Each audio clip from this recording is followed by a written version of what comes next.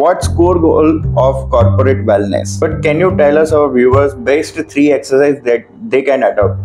One was the chin tuck, then for the shoulder correction. So you are gold medalist in nutrition as well. Yeah. So can you tell us that what type of diet plan you could suggest, that basic plan? Yeah. Hello friends, welcome back to our channel. This is Raj from Radical Dakar. Today we will discuss about very burning topic nowadays, path to workplace wellness. Today we have our true expert, Dr. Nisha Kanabar, in the realm of corporate wellness and postural ergonomics joining us. Dr. Nisha, with the years of experience in creating better work environments and employee well-being, is here to share practical tips and success stories that will help you create healthier, happier, and more productive workplaces.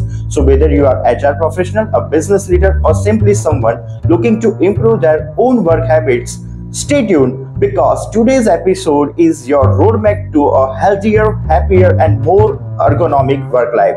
Let's get started. Hello everyone. So today we have Dr. Nisha Kanabar with us. So to start with, could you share a bit about your profession and background so our viewer can understand better? Yeah, I'm a physiotherapist and my specialization is in musculoskeletal disorders. And since my academic years, I was too much interested in corporate wellness. So while I was working that time, I was working as an assistant professor. I have seen many corporate employees having musculoskeletal issues due to their profession, like cervical spondylosis, lumbar issues, carpal tunnel syndrome. So right now my keen focus is on corporate wellness. So now let's tackle one by one burning question with our viewers. Yeah, sure. So first question is, what's core goal of corporate wellness? Can you just describe me better? Yeah, definitely. So right now, if we see in the corporate world, basically, so what happens is our working condition. Though like we have heard word like ergonomics, proper chair height, proper table height, but do you think like employees while working, they are able to maintain certain position? So practically like it is not possible, right? Because there is too much workload on them. So being mindful of their posture and working in a similar posture, it is merely difficult for them. So here the scope of corporate wellness is, what we do basically is, we teach them some techniques of being mindful of their own position.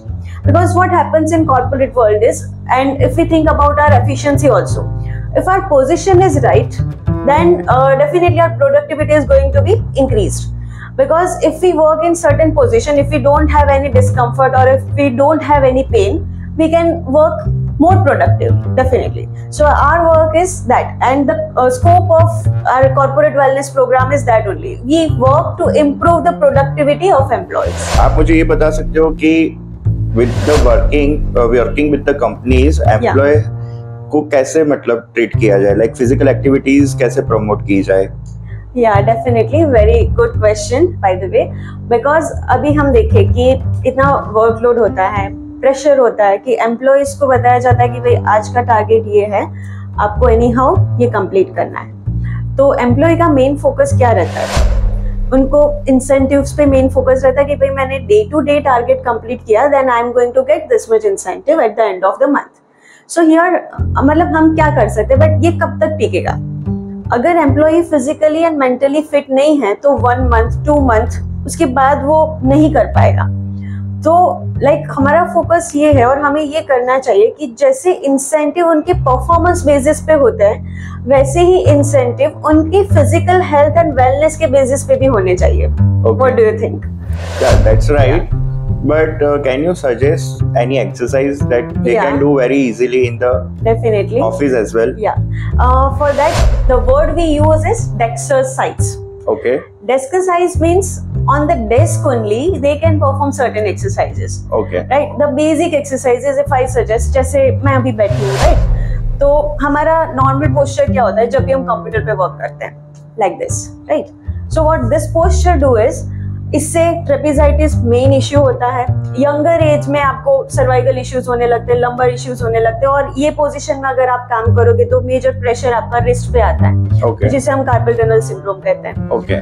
तो rather than this, हम क्या करेंगे, देखो हर जगह पे ergonomically design desk and chair होना it is not possible, right. तो हम एम्प्लॉयज को ये सिखा सकते हैं कि आप ये पोजीशन में वर्क कर रहे हो तो ये पोजीशन में ही हाफ एन आवर या 20 to 25 मिनट्स में आप ये एक एक्सरसाइज कर लो। जैसे अभी मैं बताऊं कि ये पोजीशन थी, अगर मुझे इसकी करेक्टिव एक्सरसाइज करनी है तो मैं उनको क्या सिखाऊंगी, ये है हमारा न्यूट्रल पोजीशन, ये होना चाहिए जैसे जिसे हम चिन टक बोलते हैं कि this is our neutral position, this is not the neutral position. उनको वर्क करना है ये, और ऐसे वर्क करें और एल्बोज थोड़ा सपोर्टेड रखें तो पूरा प्रेशर रिस्ट पे ना आए। ये एक बेसिक एग्जांपल था। ऐसे ही हमारे पास बहुत सारी एक्सरसाइजेज हैं सर्वाइकल के लिए, लंबर के लिए, फॉर शोल्डर, रिस्ट, जो हम उनको सिखा सकते हैं। Okay, that's great. But can you tell us, our viewers, best 3 exercises that they can adopt? Yeah, definitely. Yeah. One was the chin tuck. Then for the shoulder correction, so what we do is, this is our protracted position when we work like this, right? So उनको क्या करना है, they just have to squeeze the shoulder. Okay. तो कैसे करेंगे वो, जैसे मैं अभी बैठी हूँ, just keep your hand supported on your lap. और अभी हम क्या करेंगे, दोनों शोल्डर को स्लोली, मतलब ये पूरा हो गया, ये ओवर करेक्शन हुआ, we are not suppose to do this, we just have to maintain the shoulder in neutral position. तो उसके लिए थोड़ा सा रिट्रैक्ट करो लाइक दिस, जैसे हम मैं साइड व्यू से दिखाऊं तो this, right. So this is the corrected position. इसको आप 5 to 10 सेकेंड होल्ड रखो, then keep your body relax. 3 to 5 repetitions will do the work. Okay. The third exercise is what I can suggest is stretching of your pectorals. This is very easy exercise. What you are supposed to do is just interlock your fingers like this. इसको आप पीछे रखो ऐसे, और दोनों elbows को धीरे धीरे पीछे पुल करो like this. Okay. Maintain this position for 5 to 10 seconds and relax. So ये हो गई सारी एक्सरसाइज। ऐसी है जैसे लोग बोलते हैं कि भाई हमें टाइम नहीं मिलता, but on your desk only, जैसे हम कंटिन्यूस तो वर्क नहीं करते, डेस्क पे छोटा सा ब्रेक लेके आप ये 3 या 4 एक्सरसाइज आराम से कर सकते हो। ये बात तो हुई फिजिकल एक्सरसाइज की। As we were going through your profile, you are gold medalist in nutrition as well, so can you tell us that what type of diet plan you could suggest, that basic plan, so in work life balance they can easily adapt that. जैसे हम बात करें कि जो लोग desk पे काम करते हैं, राइट, और हमें भी कभी कभी हैबिट होगी, जैसे जब हम पढ़ रहे थे तो एक होता है इमोशनल ईटिंग, मतलब हमारा ध्यान पूरा काम में है, हमें स्ट्रेस तो हो रहा है पर हमें पता नहीं है कि वो कैसे टाइप का स्ट्रेस है, तो वो स्ट्रेस को डाइवर्ट करने के लिए हम कुछ ना कुछ मंचिंग करते रहते हैं, राइट। और हमने भी कभी नोटिस किया होगा कि हम कभी मूवी देखने जाते हैं या फिर हम कुछ और काम कर रहे हैं, नेटफ्लिक्स भी देख रहे हैं, पूरा डब्बा रखा हुआ है हमारा पॉपकॉर्न का, और वो हम कब खाली कर देते हैं हमें पता नहीं चलता, राइट। तो ये ईटिंग हैबिट क्या करेगी हमारे बॉडी में, तो over the period of time obesity, diabetes, ये सारी लाइफस्टाइल डिसऑर्डर्स होंगी। Okay. तो मैं क्या सजेस्ट करूंगी कि आप एक मील प्लान बनाओ, जैसे हैवी ब्रेकफास्ट। हैवी ब्रेकफास्ट मतलब मैं कोई जंक फूड प्रेफर नहीं करती, उसके लिए आप उपमा ले सकते हो या पोहा ले सकते हो, सिंपल और लेस ऑयल में बनाया हुआ उत्तपा ले सकते हो, काइंड ऑफ दैट। मतलब एक पुराना सेइंग है कि you should take breakfast like a king. तो अच्छा ब्रेकफास्ट, हैवी ब्रेकफास्ट एक हैवी होना चाहिए कि जिससे आपको न्यूट्रिशन भी मिले। Okay. उसके बाद आपका जो लंच का टाइम है, तो अभी कॉर्पोरेट वर्ल्ड में ये जो टाइम है वो बहुत ज्यादा क्रूशियल होता है, और आपने भी देखा होगा कि आफ्टर लंच हमारी जो प्रोडक्टिविटी है वो कम होने लगती है। तो लंच थोड़ा सा कम ले, क्योंकि क्या है कि आप 9 घंटे बैठते हो, उसमें आपका मतलब फिजिकल एक्टिविटी इतनी नहीं है, तो आप थोड़ा सा लाइट लंच ले। मतलब हमें फुल मील लेने की आदत होती है कि रोटी भी लेंगे, दाल भी लेंगे, सब्जी भी लेंगे, स्वीट हुआ तो वो भी लेंगे, जैसे गुजराती इसमें जनरली होता है कि फरसान भी होगा, ये भी होगा, तब उसको ब्रेक कर दो। ऐसे नहीं बोल रहे कि कुछ चीजें खाने ही बंद कर दो, बट उसको आप ब्रेक करो। जैसे अभी थोड़ा रोटी सब्जी ले लिया, लेस ऑयल, मैं ऑयल, शुगर और पोटेटोज, ये तीनों अगर आप कम करोगे तो आपका 90% काम हो गया। और ब्रेक में आप लो वो चीज, और 4 या 5 बजे आई विल रिकमेंड कि कोई भी एक फ्रूट लो। Okay. वो आपकी बॉडी को डिटॉक्स करने का काम करेगा। और अगर आप टी या कॉफी, कैफीन बहुत ज्यादा ले रहे हो, तो मैं बोलूंगी कि आप उसकी जगह पे ग्रीन टी पे स्विच ओवर करो। Okay. एंड डिनर ऑब्वियसली वो इतना हैवी नहीं, और अगर आप बहुत लेट लेते हो तो वो राइट टाइम नहीं है। हमें अराउंड 7-7:30 हमारा डिनर ले लेना चाहिए। Okay. और उसमें भी कुछ न्यूट्रिशियस प्रेफर करो। Okay. और अगर आप वेट लॉस के लिए ले रहे हो कोई भी चीज, मतलब लंच हो या डिनर हो, तो आई वुड प्रेफर कि आप पहले सलाद ले लो, उसके बाद अगर आपको बटर मिल्क पसंद है तो एक पूरा ग्लास बटर मिल्क ले लो, and after 15 to 20 minutes have your meal. Okay. तो हमारा जो बटर मिल्क है उसमें एक एंजाइम होता है कि वो आपके मतलब मेटाबॉलिज्म को फास्ट कर देगा, तो आप जो भी खा रहे हो वो डाइजेस्ट हो जाएगा, और एक फीलिंग इफेक्ट देता है कि हमें कभी कभी इमोशनल ईटिंग भी हम करते हैं, तो मतलब वो बटर मिल्क की वजह से थोड़ा फीलिंग रहेगा, तो आप इतना ज्यादा नहीं खा लोगे। हमारे जो व्यूअर्स है ज्यादातर इंडस्ट्रियलिस्ट है, और उनके जो मैन पावर है उनका काम यही रहता है, उनका जो वर्क प्रोफाइल है मोनोटोनस रहता है कि लाइक कुछ काम पैकेजिंग का कर रहे हैं तो वो सिर्फ पैकेजिंग ही करते रहेंगे। ठीक है, तो ऐसे एम्प्लॉइज के लिए आपका क्या सजेशन है? क्योंकि अगर वो एक पोस्चर में बैठे हैं तो शाम तक वो पूरे एक दिन तक एक ही पोस्चर में काम करते रहेंगे, उनका वॉकिंग एक्टिविटी इतना नहीं है, तो उस मोमेंट में आप क्या सजेस्ट कर सकते हो? हम ये कर सकते हैं कि हम उनको थोड़ा प्रोडक्टिव ब्रेक दें। मैं सिर्फ ब्रेक नहीं बोलूंगी, मैं बोलूंगी प्रोडक्टिव ब्रेक। जैसे हमने बोला कि मतलब एक मोनोटोनिसिटी आ जाती है, तो अभी एक टेक महिंद्रा में रिसर्च हुआ था कि उन्होंने थोड़ा शफल किया एम्प्लॉइज को। मतलब हम समझते हैं कि कुछ एम्प्लॉइज का काम वो ही बहुत अच्छे से कर सकते हैं, but for a brief period of time. जैसे कोई पैकेजिंग कर रहा है तो उसकी कोई सिमिलर एक्टिविटी वो आप उनको दे सकते हैं कि थोड़े टाइम के लिए वो करें, फिर अगेन आप स्विच ओवर करो। तो हमें कोई एम्प्लॉय को पूरा दिन कोई एक एक्टिविटी में इन्वॉल्व नहीं रखना है, कोई ऐसी 2 या 3 एक्टिविटी जो उनको थोड़ा क्रिएटिव भी लगे और वो भी वो वर्क को एंजॉय करें। और उसमें भी जो मैं प्रोडक्टिव ब्रेक बोल रही हूँ, तो अभी एक ट्रेंड है कि हर एक इंडस्ट्री में एक फिटनेस रूम होता है, तो उसको हम थोड़ा सा उनको इंसिस्ट करें और उनको एक अवेयरनेस प्रोग्राम भी दें कि फिजिकल एक्टिविटी की क्या इंपॉर्टेंस है and what is the influence of bad posture. क्योंकि उनको नहीं पता होता ना कि मैं ये पोजीशन में काम करूंगा तो मुझे ये होगा, या फिर अभी से स्टार्ट हो भी गया है, तो उसके लिए स्क्रीनिंग प्रोग्राम भी कर सकते हैं। क्योंकि कुछ पेन्स हमारा बॉडी हमेशा ही हमें कुछ इंडिकेशन देता है, जिसको हम क्यूज बोलते हैं, कि अचानक से सर्वाइकल स्पॉन्डाइलोसिस नहीं हो जाता। उसके 3-4 साल पहले, 5 साल पहले हमारे बॉडी ने हमको क्यूइंग दिया है कि भाई ये पेन कर रहा है, थोड़ा स्पिनिंग हो रहा है, वर्टिगो सिम्टम्स आ रहे हैं। और वो जो स्टेज आया सर्वाइकल स्पॉन्डाइलोसिस का, वो 5, 6, 7 साल के बाद आया। तो हम शुरू में ही स्क्रीनिंग करते हैं, तो वो बहुत अच्छा रहता है कि एम्प्लॉइज को खुद को पता चलता है कि अभी मुझे ये करना है और ये थोड़ा अवॉइड करना है, या इसको मॉडिफाई करके करना है। कुछ काम को हम ऐसा नहीं बोल सकते कि ये करो ही मत, बट हर एक चीज का मॉडिफिकेशन होता है कि कैसे करो। सो आप ऐसी कोई सर्विस प्रोवाइड करते हो कि लाइक बचपन में हमने देखा था कि आई चेकअप के लिए डॉक्टर्स आते थे और पूरा चेकलिस्ट लेके जाते थे और हमारा आई का टेस्ट करते थे कि उसमें अभी हमको क्या रिक्वायरमेंट है और क्या करना चाहिए। तो एज ए एम्प्लॉय के लिए आपके पास ऐसा कोई चेकलिस्ट है कि अभी वो आप उनको देख के आपको पता चल सकता है कि इसको कौन सी एक्सरसाइज की रिक्वायरमेंट है, क्या कर रहा है, जो गलत कर रहा है, उसको क्या करना चाहिए। डेफिनेटली। तो थोड़ा सा वो चेकलिस्ट डिस्क्राइब कर सकते हो आप कि उसमें आप क्या क्या फिगर आउट करोगे? डेफिनेटली। जो आप बोल रहे हो, जैसे हमारे जो स्ट्रेन्स है, ऑफिस में जो स्ट्रेन आते हैं, उसके लिए हम बेसिकली 2 चीजें यूज करते हैं। एक है रोजा score. The full form of ROSA is Rapid Office Strain Assessment. Rapid मतलब वो ऐसे देख के हो जाएगा। उसका एक पूरा चेकलिस्ट है जिसमें पोजीशनिंग दी हुई है, वो पूरा स्कोर है। जैसे ये चेयर है, ठीक है, तो चेयर में वो एम्प्लॉय कैसे बैठा हुआ है वो देख के खुद एम्प्लॉय को ही पता चलेगा कि भाई फुट नीचे टच हो रहे हैं या नहीं हो रहे हैं, एल्बोज हैंगिंग है या सपोर्टेड है। अभी एक मतलब नॉर्मल इश्यू है कि जैसे काम भी करेंगे ऐसे रख के फोन पे बात भी करेंगे, तो उसका स्कोरिंग है। तो वो स्कोर से उनको पता चलेगा कि वो रिस्क पे है या नहीं और उनको कौन सी पोजीशन मॉडिफाई करनी है। जैसे ये विड्थ भी है, जो चेयर पे हम बैठे हैं, तो ये विड्थ कितनी होनी चाहिए उनके लिए।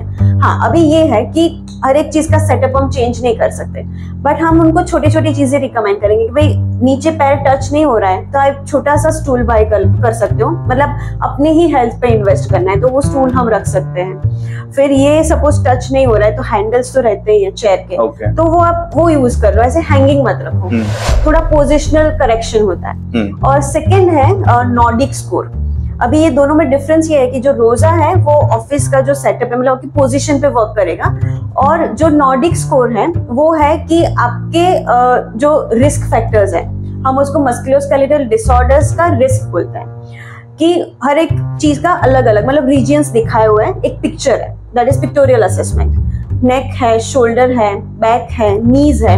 तो एम्प्लॉइज को क्या करना है कि सिर्फ टिक मार्क करना है कि अभी उनको कहाँ पे पेन हो रहा है या फिर डिस्कम्फर्ट हो रहा है, या कभी कभी कोई रिपीटेटिव एक्टिविटी करने के बाद कोई डिस्कम्फर्ट आ रहा है। तो वो टिक करेंगे, उसके ऊपर से हमें पता चलेगा कि उसका ये रीजन रिस्क पे है और इनको यहाँ पे मस्कुलोस्केलेटल डिस्कम्फर्ट हो सकता है। तो हम उसके अकॉर्डिंग मेजर्स ले सकते हैं। सो ये पूरा एनालिसिस करने में आपको कितना टाइम लगता है? Just 10 to 15 minutes, that's it। और वो सेल्फ असेसमेंट है कि हम वो स्कोर शीट उनको देंगे, वो सिर्फ टिक करेंगे, वो फिजियोस को वापस देंगे और हम पूरा स्कोर करके देंगे कि आपकी ये रीजन में प्रॉब्लम है। सो अगर इसके बाद कोई कंपनी को आपके पास से ये सर्विसेज लेनी है, तो इस सर्विस में आप क्या प्रोवाइड करते हो? लाइक लेक्चर्स प्रोवाइड करते हो, फिजिकली उनको ट्रेन करते हो? तो उसका थोड़ा डिटेलिंग करोगे आप? हाँ, श्योर। इसमें ये है कि हम कंपनीज को अप्रोच करते हैं, तो हर एक का टाइम शेड्यूल थोड़ा अलग अलग होता है, तो हम उसके हिसाब से कस्टमाइज कर सकते हैं। हमारी अभी जो सर्विसेज अवेलेबल है, तो हम ऑफलाइन मतलब वहाँ पे जाके उनका स्क्रीनिंग करके और हम लाइव सेशंस लेते हैं, जिसमें अवेयरनेस सेशंस भी आ गया, स्क्रीनिंग भी आ गया, और उनको जो करेक्टिव एक्सरसाइजेस दिखानी है वो भी आ गया। और दूसरा हमारा वर्चुअल है। वर्चुअल में हमें काफी सारी कंपनी से ऐसे रिस्पॉन्सेस मिले थे कि हमको वो लार्जर स्केल पे चाहिए, क्योंकि अभी हम सोचे कि हम एक कंपनी में गए थे बी फ्री करके, तो उनकी लाइक 5 ब्रांचेस हैं, तो उनको ये चाहिए कि बहुत सारे एम्प्लॉयज को वो इसमें इन्वॉल्व कर पाए। तो उसके लिए उन्होंने सजेस्ट किया कि आप वर्चुअल भी रखो। तो एक हमारा प्रोग्राम है वर्चुअल भी है, जिसमें हम वर्चुअली असेस करते हैं। जो स्कोर शीट मैंने आपको बताई, तो उसको हम गूगल फॉर्म के रूप में एम्प्लॉयज को भेज सकते हैं, वो भर के उसका रिस्पांस हमें देंगे और उसका असेसमेंट हम मतलब 2 दिन में उनको दे सकते हैं। और ये जो चीजें हैं, जैसे इसमें छोटे छोटे हम अवेयरनेस प्रोग्राम भी लेते हैं कि अगर कोई कंपनी हमें बोलती है कि भी हमें 1 डे प्रोग्राम चाहिए, सिर्फ हमें चेक करना है कि एर्गोनॉमिक सेटअप और पोस्चरल करेक्शन, तो वैसे छोटे छोटे कस्टमाइज प्रोग्राम्स भी हम लेते हैं।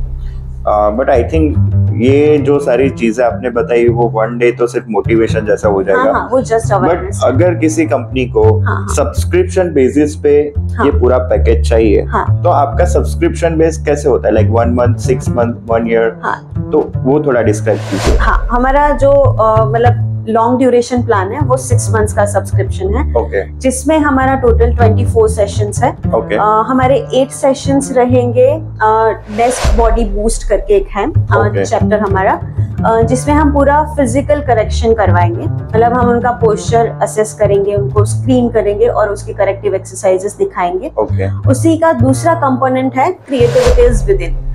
जैसे अभी हर एक फील्ड में हमें क्रिएटिविटी चाहिए, और आजकल बहुत सारे इश्यूज हो रहे हैं कि एम्प्लॉय स्विच ओवर कर रहे हैं, उनको मोनोटोनस लगती है जॉब। तो उसके लिए हम उनका एक माइंडसेट बनाएंगे कि आप एक जगह पे रह के खुद को कैसे प्रोग्रेस कर सकते हो। तो वो उनके लिए भी बेनिफिशियल रहेगा, कंपनी के लिए भी बेनिफिशियल रहेगा।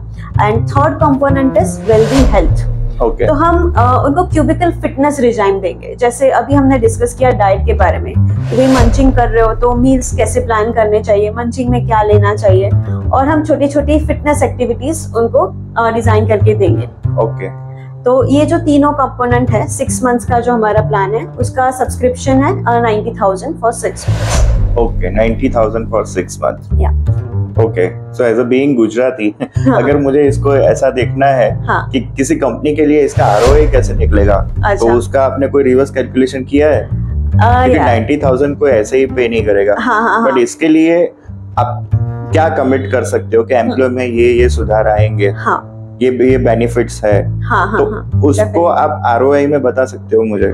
डेफिनेटली। देखिए, अभी हम कोई कंपनी के बारे में सोचे, राइट, विंग गुजराती, अगर हम सोचे कि अभी आपके 10 एम्प्लॉय है, अगर हम छोटी कंपनी के बारे में बात करें, बड़ी कंपनी में बात करें कि अगर आपके 5,000 एम्प्लॉयज है, अगर हम सोचे कि यही एम्प्लॉयज है, अभी वो मतलब आपने भी फेस किया होगा कि एवरी मंथ आपका कोई 1-2 एम्प्लॉय छोड़ के जाता है, राइट, और बहुत सारे एम्प्लॉयज की सिक लीव्स होती है, कि एब्सेंटिज्म बोल सकते हैं हम, कि बहुत वो लीव लेते हैं, और कारण यही होगा कि ये पेन है हमारा, मतलब ये बीमार हो गए, ये हो गया।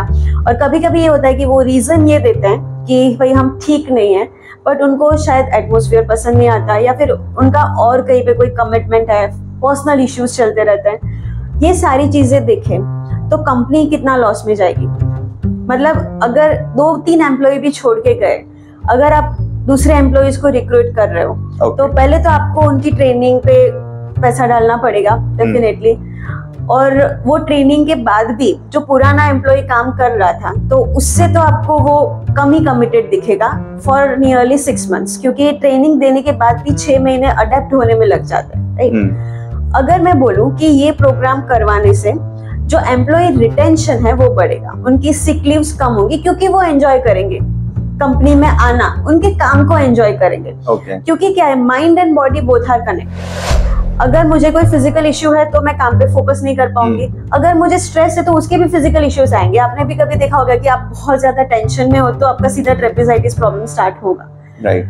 तो मैं ये बोल रही हूँ कि अगर हम कंपनीज को वो दिखाए कि भाई अभी आपका एम्प्लॉय रिटेंशन रेट ये है, और अगर आप ये प्रोग्राम के लिए सब्सक्राइब कर रहे हो then you see the retention rate, और आप एम्प्लॉयज की प्रोडक्टिविटी देखो कि भाई जो एम्प्लॉय 7 घंटे काम करके जो आपका गोल कंप्लीट नहीं कर पा रहा था, अगर वही काम वो 6 घंटे में अच्छे से एंजॉयमेंट के साथ कर रहा है, then it is, I think, the biggest return of investment for any company. Now let's come to the challenges. What are the challenges you are facing right now whenever you are going to the IT companies or IT HR professions? Then what type of questions they ask you, and definitely, and what are the challenges? Because I think whatever you are providing is very necessary for coming world and coming generation, because their lifestyle is very busy nowadays. So tell me your challenges. The biggest challenge what we are facing is, एक तो employees की shift अलग अलग होती है, तो उनको बहुत बड़ा चैलेंज ये आता है कि अगर वो ग्रुप ऑफ एम्प्लॉयज को ये प्रोग्राम के लिए सब्सक्राइब कर रहे हैं तो वो एम्प्लॉयज को वो एक साथ फ्री नहीं कर पाते। तो मतलब उस पे भी हम वर्कआउट कर रहे हैं कि हम छोटे छोटे ग्रुप्स का कुछ प्लान आउट कर रहे हैं कि टीम ऑफ 5 एम्प्लॉयज या टीम ऑफ 6 एम्प्लॉयज हम उन पे वर्क करना चाहते हैं। तो क्योंकि लाइक वी कैन अंडरस्टैंड कि कॉर्पोरेट वर्ल्ड में कुछ ना कुछ मीटिंग्स चलती रहती है, उनका भी गोल कंप्लीशन होता है, तो वो बल्क में उनको फ्री नहीं कर पाते। हाँ, बट उनका भी बहुत सारी कंपनी से हमें बहुत अच्छा भी रिस्पांस मिला है कि जैसे साइबेज, तो उनका एक ये है कि ऑलरेडी वो like they are very much interested in these types of wellness programme. और हमने जब उनकी कंपनी में हम गए तो हमने देखा कि वहाँ पे उन लोगों ने एक रिक्रिएशनल रूम रखा हुआ है कि सारे एम्प्लॉयज को साथ में फ्री नहीं करते, बट जिनको भी अभी मन हुआ कि भाई मुझे टेबल टेनिस खेलना है तो उनके लिए एक रिक्रिएशनल रूम है कि वहाँ पे जाके उनका जो भी स्ट्रेस है कुछ है तो वहाँ पे जाके वो थोड़ा फ्रेश हो जाते हैं and then they can continue and work. तो उसी तरीके से हम ये सोच रहे हैं कि जो हमारा अभी का प्रॉब्लम है कि जो हम फेस कर रहे हैं, हम सोच रहे हैं कि हम कंपनी से ऐसे डील करें कि आप जैसे रिक्रिएशनल रूम्स होते ही है तो वैसे ही एक छोटा सा रूम हमें दे जिसमें हम फिटनेस रिजाइम कर पाए हमारा। तो 6-6, 7-7 एम्प्लॉय एक टीम को वो फ्री करें तो हम आराम से उनका रिहेबिलिटेशन कर सकते हैं। Okay, that's great.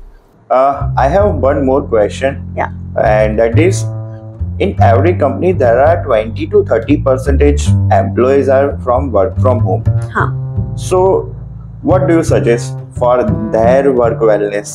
Because 30% people are not coming to office, and we don't know how they are managing their lifestyle, how they are working, even they have desk in their home or not, that we don't know. So for that person or employee, what do you suggest? See, इसके लिए हम क्या कर सकते हैं कि घर पे अभी ये प्रॉब्लम सिर्फ इंडिया का नहीं है, हमने बहुत सारी जगह पे देखा है कि इवन इन यूएसए, कनाडा, जितने भी लोग वर्क फ्रॉम होम पे हैं उनमें musculoskeletal and stress related issues बहुत ज्यादा आ रहे हैं। तो इसके लिए मैं क्या सजेस्ट करूंगी कि कंपनी को जस्ट एक वीडियो कॉल करके वो कौन सी जगह पे बैठ रहे हैं पहले वो देखो, और जस्ट एक ऐसे नहीं बोल रही हूँ कि कंपल्जन लाओ, क्योंकि कंपल्जन अगर हम किसी को ऐसे हम ऑर्डर देते हैं तो सामने वाले को नहीं पसंद आता। हम उनको ये सिखा सकते हैं कि ये आपके अच्छे के लिए, या फिर एक छोटा सा स्क्रीनिंग करें पहले कि आपको ये इश्यूज हो रहे हैं, the reason can be your chair और योर डेस्क। और अभी पॉसिबल भी नहीं होता हर एक एम्प्लॉयज के लिए कि वो चेयर या डेस्क को थोड़ा मॉडिफाई करे या चेंज करे। तो जैसे मैंने अभी ये एक्सरसाइज बताई, तो वैसा हम अगर वर्चुअली प्लान आउट करें, अभी हम एक कंपनी में गए थे तो उनका यही था कि बहुत सारे एम्प्लॉयज वर्क फ्रॉम होम है, तो हमने ये सजेशन दिया कि वर्चुअली हम ऐसे वेलनेस प्रोग्राम्स आसानी से प्लान कर सकते हैं जिसमें ग्रुप एंजॉय करेगा, जैसे अभी हमने हिताची हायरल में किया। हमने ऑनलाइन उनको छोटा सा एरोबिक सेशन करवाया, तो like they enjoyed a lot. और वो कंपनी के ग्रुप मीटिंग में इतना ज्वाइन नहीं कर रहे थे, बट ये प्रोग्राम में जो एम्प्लॉइज उसमें भी नहीं आ रहे थे, इसमें उन लोगों ने ज्वाइन किया and we have got a very good feedback कि हमें बहुत मजा है। And I will tell you कि उनका जो वो रेट था कि कंपनी का ग्रुप मीटिंग में आना या फिर वो जो मोनोटोनिसिटी थी वो भी कम हुई। तो this is one of the best solution I think. और मुझे एक ऐसा क्वेश्चन है कि अगर कोई कंपनी या कोई ऑर्गेनाइजेशन ये अर्गोनॉमिक्स लाइफस्टाइल अडॉप्ट नहीं करता है, तो नेक्स्ट 5 ईयर के स्पान में अगर देखा जाए तो आप क्या कॉन्सिक्वेंसेस देख रहे हो कि वो कंपनी फेस करेगी उनके एम्प्लॉय में या in the sense of productivity you can say? 3 चीजें हो सकती है। देखो, I would say healthy employee is a happy employee and sitting is new smoking. अभी हम सब जानते हैं smoking is injurious to health, but still people smoke. अभी ये क्या है कि इसमें हमें लाइफस्टाइल को मॉडिफाई करना है।